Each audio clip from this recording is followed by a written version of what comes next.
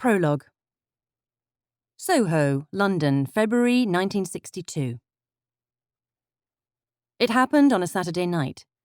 She was at the Carmelo, working in the office over the club, when there was a commotion downstairs and Mitch the barman burst through the door, wild-eyed, dishevelled, and so scared it was all he could do to breathe. "It's fucking Sears!" The words came out as a strangled yelp, and then he was gone as quickly as he'd appeared, leaving the door swinging on its hinges behind him. For a moment, she was so stunned by Mitch's sudden entrance that all she could do was sit there, immobile, the pen poised over the accounts, listening. When she'd passed through the club earlier, it had been packed with a typical Saturday night crowd out for a good time. With the door closed and her mind on the accounts, she'd barely registered the disturbance until Mitch came up to give her the glad tidings. Now, above the sudden mad pounding of her own heart, she could hear glasses smashing, tables being overturned, women screaming, and a man's voice roaring threats. Oh shit. It was happening just as Marcus Redmayne had said it would when he came into another of her clubs 2 weeks earlier, trying to scare the arse off her. She was scared now, all right. Her legs felt weak underneath her as she forced herself out of the chair and hurried to close the door. For a moment she stood with her ear pressed to the wood, listening to the pandemonium downstairs. Oh, fuck. Oh, God. Oh, help. Trembling, she turned the handle, stepped out onto the landing, and peered over the banisters. There was a fight going on, people with baseball bats and bike chains striking out at anyone who got in their way, and women were running, shrieking in fear. Clara's heart was beating so hard she was afraid it would tear its way through her chest wall and thump to the carpet in a bloody heap. Fulton Sears. There he was, in the centre of the room, huge and bald and ugly as sin, swinging left and right with brass knuckle-dusters, his hands red with blood all the way up to the wrists, wallowing in this bloodbath like a hippo in the mud.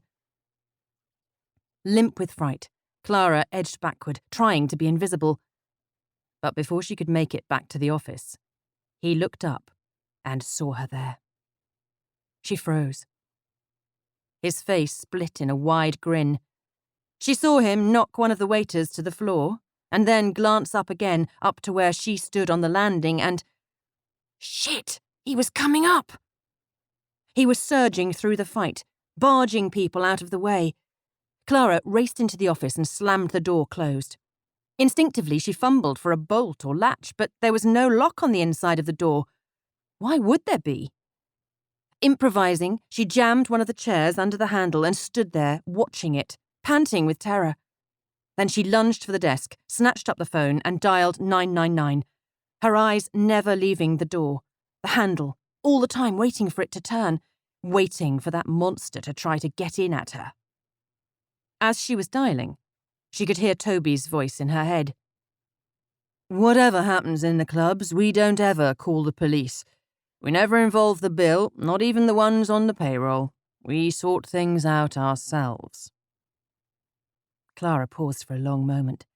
Then she slammed the phone back down onto its cradle, looked around for a weapon, anything to defend herself. There was nothing. Sweating, trembling, all she could do was stand there, listening to the chaos downstairs and waiting for the handle to turn. How long would a chair hold him? About 2 seconds.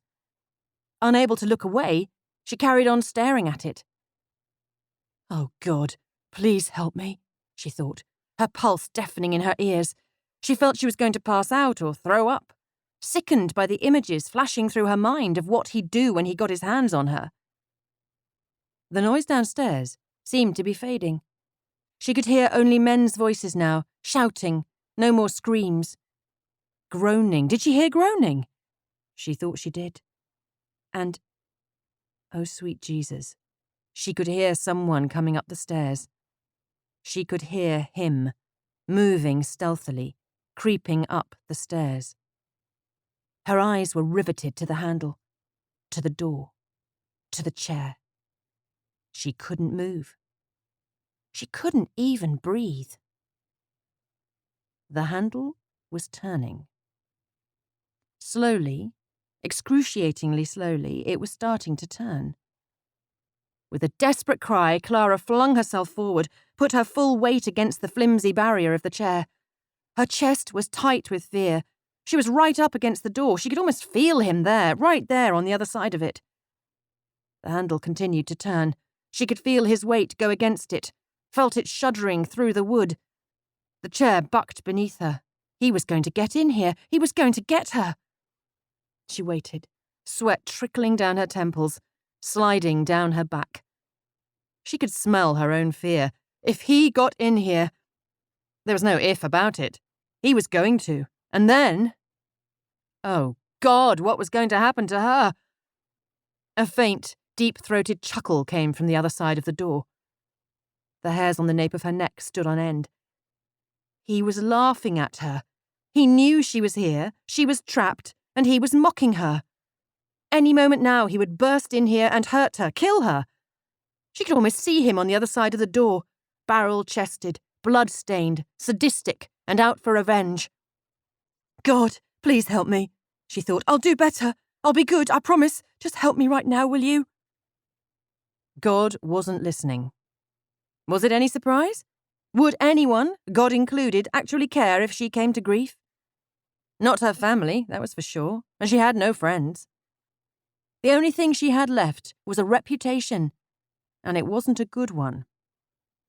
She was Black Clara, 24 years old, twice married and twice widowed, a hard-hearted gold digger, a cold-blooded chaser of men and their money. Clara Dolan, the hopeful young girl she had once been, hadn't survived the move from the slums of Houndsditch. But all she'd ever done was what she had to do. Wasn't that the truth? Suddenly the door buckled as he launched a ferocious kick. Jarred by the impact, her teeth snapped together so that she bit her tongue and made it bleed. Clara flinched and let out a hopeless yell, then another. Jesus! Oh, please, please! Another kick. Clara was thrown backward against the desk, floundering. Then the door and the chair flew inward, and Sears burst into the room.